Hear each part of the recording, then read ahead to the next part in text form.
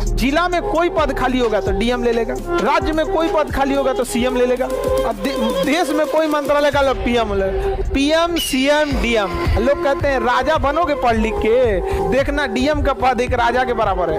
वो डिस्ट्रिक्ट का मालिक है, अपने लिख के दे दिया ना कि ये मंत्री हमारे डिस्ट्रिक्ट में नहीं आ सकते हैं, लॉ एंड ऑर्डर को दिक्कत हो जाएगा ना, तो उनका हेलीकॉप्टर नहीं उतरने दिया जाएगा। उसके बाद भले तुम डीएम का ट्रांसफर करा दो, सस्पेंड करा दो, जो भी करा दो, वो अलग बात है, वो तुम्हारा पावर है। मान के चलिए कोई मंत्री है, उनका पावर है, लेकिन जिस टाइप तो वो अपने पद पे रहेगा, उस समय अगर लिख के दे दिया कि आपके आने से लॉ एंड ऑर्डर बिगड़ेगा, आप नहीं उतरने हेलीकॉप्टर, तो